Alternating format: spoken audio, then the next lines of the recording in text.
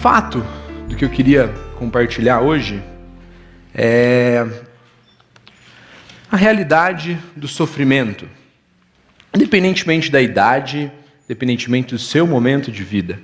O fato é que sofremos. O fato é que passamos por momentos difíceis. Eu creio que nós, como modernos ou pós-modernos, nós tínhamos uma expectativa diferente no que se diz respeito à dor e ao sofrimento. Creio que o século XVIII, algo do tipo, ele tinha uma expectativa que com o avanço da ciência, com várias técnicas, com a democracia, com a liberdade, que a nossa dor e o nosso sofrimento, de fato, seria algo um pouco mais distante da nossa realidade do que é hoje. Mas o fato é que, independentemente do tempo, do momento, nós sofremos. Muitas vezes o sofrimento é olhado sob uma perspectiva de causa e efeito, né? Então, se você sofre agora é porque você fez alguma coisa lá atrás e está sofrendo a consequência disso. Isso é uma parte verdade, mas acredito que é uma solução um pouco simplória. Se nós olhamos para a vida de Jó, nós vemos que nem sempre a causa e efeito é o resultado do sofrimento. O sofrimento, com certeza, é algo mais complexo do que isso. No Evangelho de João, nós temos no capítulo 16, versículo 33, Jesus dizendo, olha, no mundo teremos aflição. O verbo que é traduzido um pouco como pressão, opressão, estresse, angústia, tribulação, e que tem na sua raiz original um sentido de espremer, apertar, esmagar. Esse é o sofrimento. E muitas vezes, quando passamos pelo sofrimento, a primeira pergunta que vem à nossa mente é onde está Deus no meio de tudo isso? Porque Deus não está vendo, ou onde foi parar Deus? Mas eu creio que a pergunta ela pode ser diferente. Lembrando de Gênesis 3, Gênesis 1 e 2, a realidade perfeita, criada por Deus, Gênesis 3, a queda. Ali nós vemos que a raiz de todo o mal é o pecado. O pecado original, Adão e Eva. E quando nós olhamos para isso, eu creio que a pergunta pode ser um pouco diferente. Quando nós sofremos, eu creio que a melhor pergunta que nós podemos fazer é que, ou a melhor afirmação que nós podemos fazer é que poderia ser diferente. Ou melhor, deveria ser diferente. Na realidade perfeita de Deus, o sofrimento não era o ideal. Mas com o pecado, nós sofremos. E sofremos por conta do pecado, às vezes sofremos por escolhas erradas, que muitas vezes é decorrência de pecado. Talvez uma má administração do dinheiro, uma má administração da vida, do corpo, uma má administração familiar, do tempo. Isso também nos traz sofrimento muitas vezes. Às vezes sofremos, e também entra dentro disso, uma transgressão da lei. A gente já conversou algumas vezes, sempre tem uma ilustração da faixa dupla contínua, né? Ela claramente diz que ultrapassar ali é um risco. Muitos assumem o risco e isso muitas vezes também traz sofrimento. Também tem sofrimentos naturais, terremotos, furacões, raios, inundações que atingem pessoas indistintamente, sejam elas boas ou más. Elas sofrem. O sofrimento, às vezes, também é disciplina de Deus. E não vingança. A gente, às vezes, confunde um pouco com disciplina. Deus não está se vingando das nossas más criações. Deus, de fato, Ele está lidando com a gente como um pai amoroso que disciplina e deseja o nosso amadurecimento. Muitas vezes sofremos a disciplina de Deus. Diante disso, o sofrimento é algo universal. Enfermidade, dor, são causas de sofrimento. Vimos que mesmo oriundos, tendo origem no pecado, podemos dizer que o sofrimento está em toda parte. Na Europa, na Ásia, na África, América. Percebemos sofrimento na vida das pessoas, nas nossas vidas. Em países quentes, frios, nações civilizadas, em tribos, homens, mulheres, crianças. Doenças existem em todas as classes sociais. A riqueza não pode comprar a isenção da dor. Reis, súditos, patrões, empregados, ricos, pobres, cultos, professores, alunos, médicos, pacientes. Existe todo tipo de sofrimento e dor. Doença que pode transformar aquele mais forte em fraco, desestabilizá-lo completamente. O homem se curva diante da dor e do sofrimento. Lamentamos. Quem nunca lamentou? Muitas vezes os lamentos têm nome. Eric, Guilherme, Gustavo, aquela pessoa que muitas vezes produz o lamento na nossa vida. E às vezes o lamento é algo que nós não conseguimos dar nome. Mas estão presentes em nossa frágil história. É preciso coragem para identificar e lidar com o sofrimento. É preciso sensibilidade, é preciso humildade para submeter a dor e ao sofrimento aos pés da cruz. A dividir o fardo e pedir ajuda diante da dor e do sofrimento. Porém, o fato é que sofremos. Sofremos porque vivemos em um mundo instável pelo pecado. Desde Gênesis 3, a realidade é instável no que se diz respeito ao sofrimento. É como quando você liga no seu TV por assinatura, ele fala, o sinal está instável. Então pode estar tudo bem, pode de repente cair e depois voltar. Muitas vezes é assim quando nós lidamos com dor e sofrimento. Às vezes parece tudo bem, mas nós sabemos que em algum momento a dor e o sofrimento pode nos atingir. E se nós olharmos a vida sob essa perspectiva da dor e do sofrimento como algo que pode me assombrar a qualquer momento, talvez a solução seja se isolar.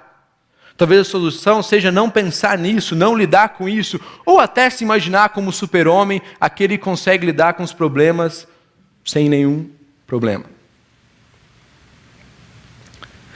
Mas é interessante, quando nós olhamos para a realidade do sofrimento e Deus nos aponta o servo sofredor. Convido vocês a abrirem ou ligarem suas Bíblias em Isaías 52, versículo 13, até o 53, versículo 12. Esse, sem dúvidas, é um dos textos que mais me chama a atenção, que mais fala ao meu coração em toda a Bíblia. Quando tenho a oportunidade de ministrar, eu gosto sempre de usar esse texto. Um relato vívido, real, do servo sofredor, 700 anos antes da morte e da crucificação de Cristo. O texto diz, vejam, meu servo terá êxito. Será muito exaltado. Muitos, porém, ficaram espantados quando o viram. Seu rosto estava tão desfigurado que mal parecia humano por seu aspecto. Quase não era possível reconhecê-lo como homem. Ele causará assombro em muitas nações. Reis ficarão mudos diante dele, pois verão aquilo que ninguém lhe havia falado. Entenderão aquilo que nunca tinham ouvido. Quem creu nessa mensagem? A quem foi revelado o seu braço forte? O meu servo cresceu em sua presença, como um tenro broto verde, como raiz em terra seca. Não havia nada de belo nem majestoso em sua aparência, nada que nos atraísse. Foi rejeitado, homem de dores, que conhece o sofrimento mais profundo. Demos as costas para ele, desviamos o olhar, ele foi desprezado e não nos importamos. Apesar disso, foram as nossas enfermidades que ele tomou sobre si, e foram as nossas doenças que pesaram sobre ele. Pensamos que seu sofrimento era castigo de Deus, castigo por sua culpa, mas ele foi ferido por causa da nossa rebeldia e esmagado por causa de nossos pecados. Sofreu o castigo para que fôssemos curados. Todos nós nos desviamos como ovelhas, deixamos os caminhos de Deus para seguir os nossos caminhos. E, no entanto, o Senhor faz cair sobre ele os pecados de todos nós. Ele foi oprimido e humilhado, mas não disse uma só palavra. Foi levado como cordeiro ao matadouro, como ovelha muda diante dos tosqueadores. Não abriu a boca. Condenado injustamente, foi levado embora. Ninguém se importou de ele morrer sem deixar descendentes, de sua vida ser cortada no meio do caminho. Mas ele foi ferido mortalmente por causa da rebeldia do meu povo. Não havia cometido nenhuma injustiça e nunca havia enganado alguém. Ainda assim, foi sepultado como criminoso, colocado num túmulo de um homem rico. Fazia parte do plano do Senhor esmagá-lo e causar-lhe dor. Quando, porém, sua vida for entregue como oferta pelo pecado, ele terá muitos descendentes. Terá vida longa, e o plano do Senhor prosperará em suas mãos. Quando ele vir tudo que resultar de sua angústia, ficará satisfeito. E por causa de tudo que meu servo justo passou, ele fará com que muitos sejam considerados justos, pois levará sobre si o pecado deles. E eu lhe darei honras de um soldado vitorioso que se expôs à morte. Foi contado entre os rebeldes, levou sobre si a culpa de muitos e intercedeu pelos pecadores. Vamos orar? Senhor, nós te agradecemos por esse tempo, pela oportunidade de ouvirmos a Tua palavra, pela oportunidade de sermos encorajados, Deus, pelo Senhor. Peço que o Senhor nos dê um bom tempo diante da Tua palavra, que ela fale aos nossos corações e que nós possamos, de fato, sairmos daqui encorajados pelo Senhor, Pai. Te agradecemos pelo tempo em Cristo. Amém. Como já comentei, 700 anos antes de Cristo, você tem uma citação em Isaías tão rica e vívida a respeito do sacrifício de Cristo. É interessante que a interpretação primária do judeu era que realmente, de fato, esse texto tratava do Messias. Com o crescimento do cristianismo, hoje um judeu ele vai falar que esse texto diz a respeito do próprio Israel, e ele é o servo sofredor. Mas nós olhamos a riqueza desse texto, os detalhes que se encaixam como uma luva na vida e no sacrifício de Cristo. É interessante pensar que a cruz não é um acidente na história, mas Pedro nos diz que é o plano de Deus antes mesmo da fundação do mundo. E no começo nós falamos um pouco da realidade do nosso sofrimento com a humanidade, de uma forma geral. Mas eu queria que a gente tirasse um pouco o foco do nosso sofrimento, da nossa dor, e olhasse um pouco para a dor e para o sofrimento de Cristo. O sofrimento de Cristo. E algumas expressões do texto são interessantes. Demos as costas para Ele, desviamos o olhar e não nos importamos. É interessante você ver por duas vezes, você vai falar todos nós. É isso mesmo, todos nós. Nós não estávamos presentes no momento, mas o nosso potencial, a inclinação do nosso coração é de todos nós darmos as costas para Deus e não nos importarmos. Não nos importarmos com a injustiça, não nos importarmos com a dor, não nos importarmos com uma multidão acusando. Nada disso foi levado em consideração. Acho muito interessante essa citação, o homem de dores que conhece o sofrimento mais profundo. A expressão do texto dá uma ideia de que ele é tratado no sofrimento. Ele foi tratado, ele conhece muito bem o sofrimento. Se a gente buscar em outras religiões, em outros pensamentos, você não vai ver a humanidade de uma divindade que vem e sabe o que é sofrer, que sabe o que é passar por dor, que sabe o que é passar por dor como ninguém jamais passou. E muitas vezes, diante da nossa injustiça, diante do nosso desapontamento, nós nos enchemos de justiça. Creio que é parte do processo, mas também creio que a atitude de Cristo tem muito a nos ensinar. O homem de dores, que sabe o que é sofrer, que conhece o sofrimento mais profundo. O sofrimento de Cristo, e uma expressão interessante fala que ele foi rejeitado pelos homens. Ele foi rejeitado pela multidão que o ovacionou. Que gritou Hosana, Hosana, que estava empolgada com os milagres e com tudo que Cristo estava fazendo. Essa mesma multidão o rejeitou. Essa mesma multidão, num certo momento, disse: crucificam, crucificam. Caia sobre nós o sangue dele. Ele foi rejeitado por essa mesma multidão. Herodes, o grande, quis o matar quando ainda infante. Pilates, numa atitude covarde, entregou para ser crucificados. Herodes Antipas o escarneceu quando não quis fazer um milagre para satisfazer os seus caprichos. Os próprios apóstolos, que na sua agonia todos fugiram. Rejeitado por Deus. Quando se fez pecado, quando se fez maldição, levou sobre si os nossos pecados. Aí você tem a expressão conhecida: Deus meu, por que me desamparaste? Isaías 53, agradou a Deus moê-lo, porque ele se fez pecado em nosso lugar. Com um semblante desfigurado, no versículo 2, quando ele foi pregado na cruz, toda a maldade estava sobre ele, toda a fúria da iniquidade, tudo aquilo que a gente falou de Gênesis 3, todo crime horrendo, todo adultério desonroso, toda maldade vil, toda impureza, toda falsidade, tudo estava sobre Cristo, o mais rejeitado dentre os homens. Ele foi feito maldição. Naquela hora, Isaías diz que não havia beleza alguma nele que nos atraísse. Ele estava carregando no seu corpo os nossos pecados. Todas as nossas mazelas, sujeira, estava sobre ele. Sua fúria era a nossa fúria. Suas feridas eram as nossas feridas. Suas chagas eram as nossas chagas.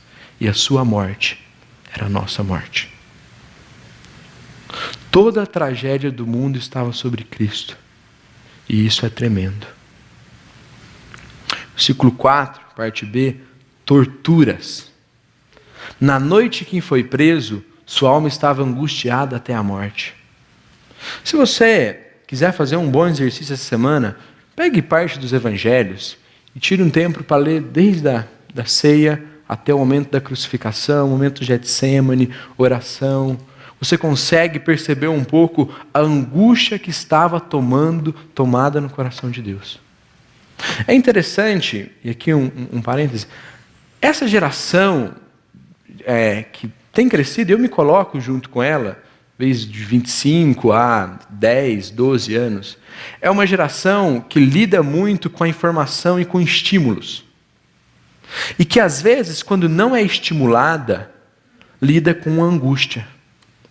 Lida com um sentimento que muitas vezes não sabe de fato lidar com ele, porque está acostumada ao estímulo. Mas de fato, esses sentimentos que vêm no coração, ele é algo que encontra eco em Deus. O Senhor sabe o que é viver angustiado. O Senhor sabe o que é passar por dor. E muitas vezes a nossa primeira ação é procurar algo que continue nos estimulando. E poucas vezes encaramos o fato que a nossa angústia deve ser levada até Deus. Ontem, quando conversávamos um pouco com os adolescentes jovens, a gente lidou com um texto em Apocalipse, que Deus está falando para uma igreja rica, habilidosa, com talentos, com uma ciência desenvolvida para a época, e Deus fala: a realidade é que vocês são infelizes. Muitas vezes a infelicidade vem pelo mau uso dos sentimentos.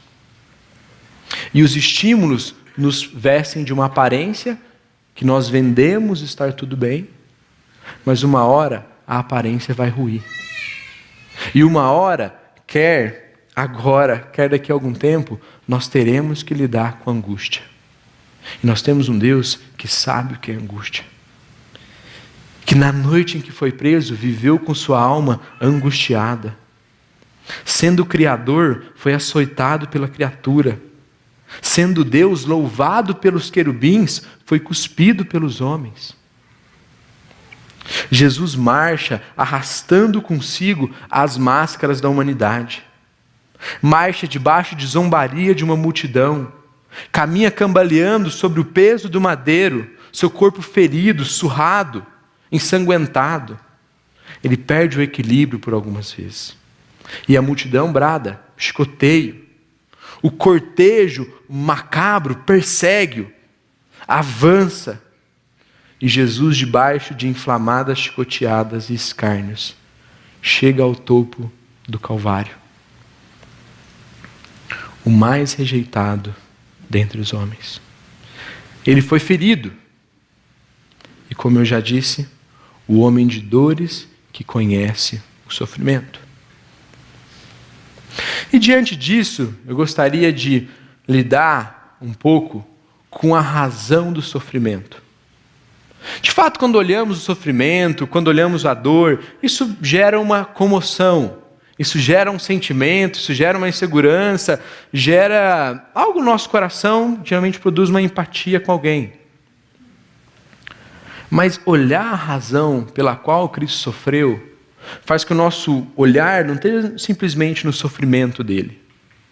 Não é olhar para alguém que sofreu e sentir dó, mas é também compreender a razão pela qual ele se entregou. Ele foi ferido por causa da nossa rebeldia. E todos nós nos rebelamos. O nosso coração, se como uma cadeira inclinada para o mal, se nós soltarmos, ela cai para o pior lado. Assim é o nosso coração. E nós sabemos muito bem disso. Se olharmos para os 10 mandamentos, se olharmos para Deus, Jesus, nós olhamos e falamos, eu não consigo alcançar isso. A minha rebeldia muitas vezes é maior do que a vontade de servir a Deus. Paulo, grande apóstolo, em Romanos 7, vai relatar isso. Que muitas vezes ele lida com a vontade de fazer o bem, mas acaba fazendo o mal. Isso já com Cristo, envolvido com a santificação que Deus estava permitindo. Mas sem Cristo, nascemos em rebeldia. Com Cristo, lutamos com ela. Mas Ele levou isso sobre Ele. A nossa rebeldia estava sobre Ele. E as nossas enfermidades Ele tomou sobre si. Talvez nós olhamos para o nosso computador, para o nosso celular, para o nosso carro, para o nosso apartamento, e nós imaginamos que isso nos traz um bem-estar. E traz, de fato. Não estou negando isso. Mas o que mais nos traz esse sentido que podemos viver a vida de uma maneira boa é o fato de Cristo ter morrido no nosso lugar. Porque se não tivéssemos uma igreja, se não tivéssemos cristãos, se não tivéssemos o sacrifício de Cristo, se Deus não tivesse atuando na história diariamente, teríamos um mundo caótico. Teríamos um mundo sem solução. Mas Ele levou sobre si as nossas enfermidades. Ele levou sobre si as nossas doenças. E Ele está fazendo algo novo na humanidade. E Ele está trabalhando nela. Porque Ele é um Deus que intervém na história. Cristo, o servo sofredor, é um exemplo disso. O sustento que muitas vezes você tem em casa é o exemplo disso. Deus continua atuando na história. O judeu já sabia disso. No Salmo ele diz, não dormitará o guarda de Israel. Porque Deus cuida da história. Porque Deus não dormiu na história, nós temos o servo sofredor. Porque Deus quer um recomeço conosco. Porque Ele nos permite isso.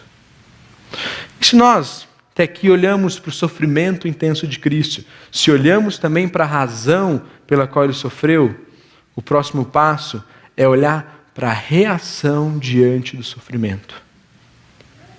Foi levado como cordeiro para o matadouro. Como ovelha muda diante dos tosqueadores, não abriu a boca. Dizendo um pouco do que eu já comentei, nós vivemos uma luta intensa pelos nossos direitos. Isso é o meu direito, isso eu consegui. De fato tem sua parcela de verdade nisso, mas nós vemos o Criador, o Cristo, abrindo mão dos seus direitos. Não respondendo, não agredindo. Muito pelo contrário, na primeira atitude violenta de Pedro, ele fala, olha, essa não é a minha batalha.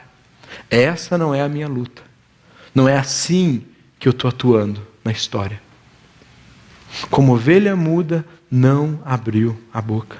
E muito pelo contrário, intercedeu pelos pecadores. Intercedeu por aqueles que o maltratavam. E nós temos, só para lembrar novamente, é 700 anos de Cristo. E nos evangelhos nós vemos Cristo, Deus meu, por que me desamparaste? Mas também falando, Pai, tem misericórdia, pois não sabem o que fazem. E a nossa história é marcada por essa misericórdia que se renova e que vende novamente em nossa vida. Isso com certeza tem algo a nos ensinar. Isso com certeza tem algo a dizer sobre o nosso ímpeto, sobre nossa sede de justiça, principalmente quando diz respeito às nossas dores e ao nosso sofrimento. Nós queremos justiça.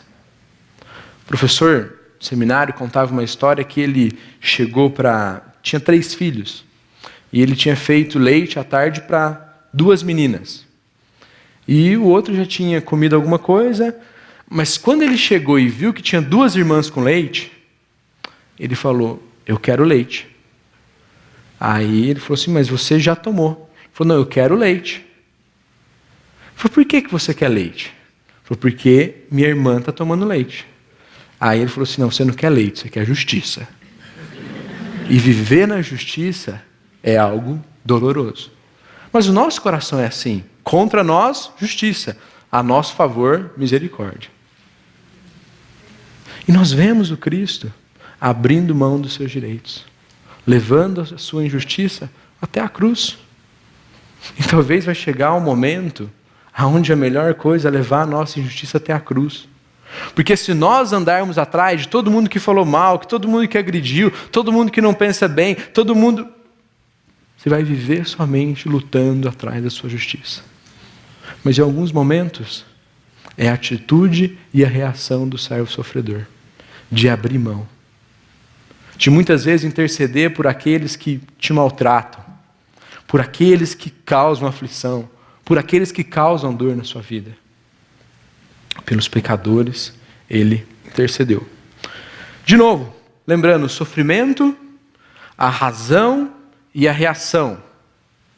E talvez se a gente parar nesse momento aqui da história, talvez a gente tenha um Cristo, uma visão não correta dele. Mas se a gente caminhar e parar aqui, talvez a gente olhe apenas o grande exemplo de Cristo, a sua morte, o sacrifício, a sua razão, a sua atitude. Mas há algo que Isaías deixa muito claro no começo no começo da nossa leitura, e em 52:12, e no final, no 52:12 também, que é o resultado do sofrimento. Deus não está querendo que nós olhemos para Cristo, sentimos uma dó e que isso não produza nada no nosso coração. Mas Ele quer que o sofrimento, a dor, produza uma rendição diante da cruz. Então eu não olho para isso e tenho em Cristo um sentimento de utopia que eu nunca vou alcançar, que eu nunca vou conseguir. Mas eu tenho nele um sentimento de majestade. Quando ele vir tudo que resultar de sua angústia, ficará satisfeito. Será muito exaltado. No Antigo Testamento, essa expressão exaltação é algo diretamente ligado somente à pessoa de Deus. Mas ele será muito exaltado. E ele fará com que muitos sejam considerados justos. Como nós cantamos, a justiça de Deus nos alcançando. Nós, que vivíamos entregues ao nosso próprio coração, às nossas próprias paixões, às nossas próprias vaidades, hoje temos a oportunidade e o grande privilégio, como resultado da cruz, de vivermos uma vida santa. Uma vida que busca ter mais do servo sofredor na minha realidade.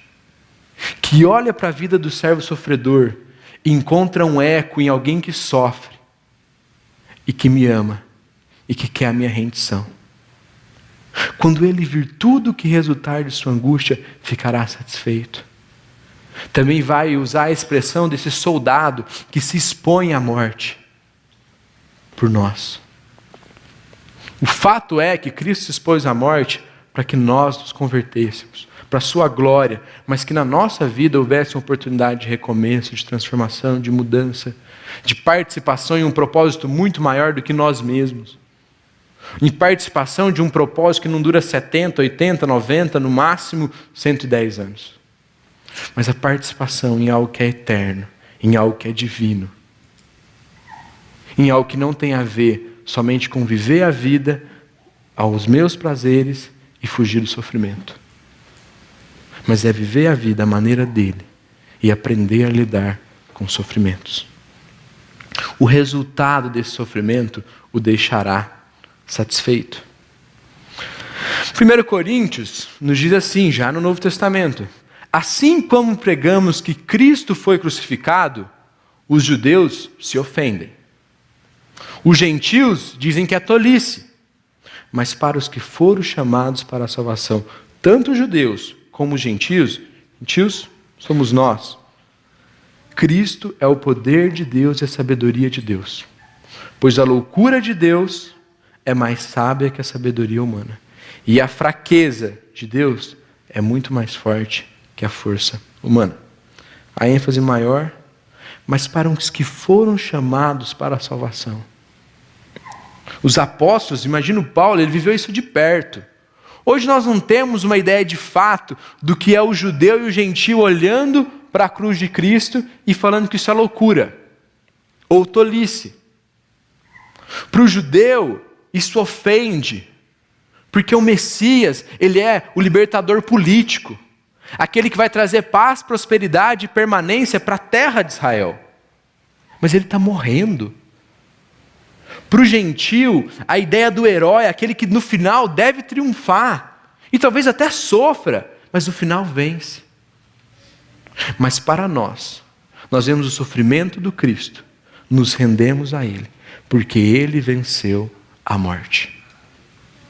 Porque Ele superou a dor e a tristeza. E quando nós lidamos com o sofrimento, ele não é o ponto final na nossa história. Ele não é a última palavra nas nossas vidas. Mas ele é de fato um convite à rendição. Ele é de fato algo que nos aproxima de Deus. Algo que nos faz olhar e ver que eu não estou apenas envolvido com a minha história, mas que tem a história do Cristo. Aquele que sabe o que é sofrer.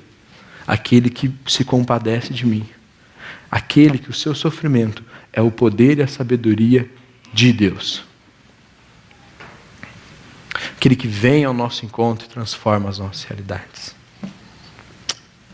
Caminhando para o fim, Nicholas Wolterstorff é um filósofo americano, e ele tem um livro muito interessante. Se você quiser tirar um tempo da livraria da editora Ultimato, chama O Lamento. O livro é um livro muito bom. Ele passou pela experiência de perder um filho com 23 anos. O filho tinha 23 anos e ele perdeu o filho. E ele escreve um livro falando a respeito do lamento, da dor e do sofrimento.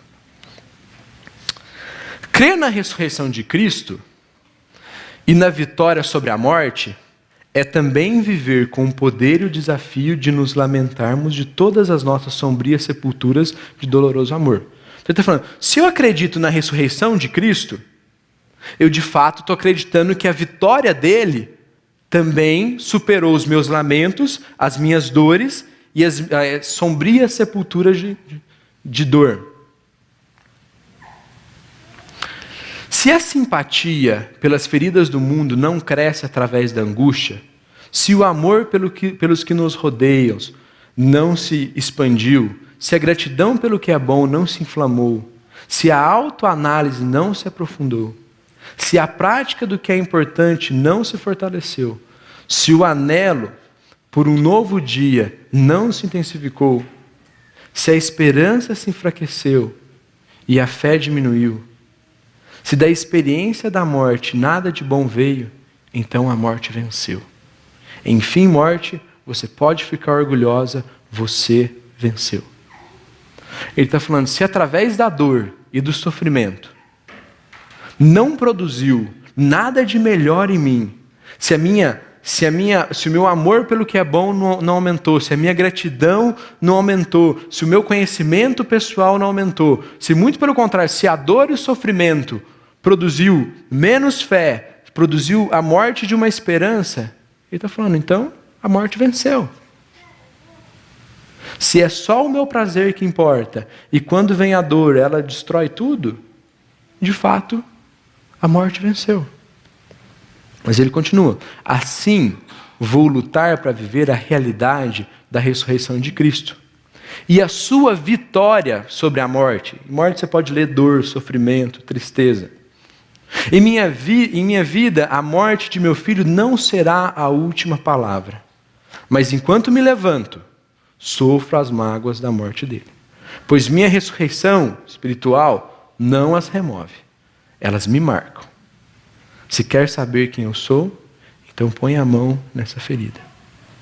Interessante o contraste que ele vai fazer com Jesus Cristo quando Tomé o encontra.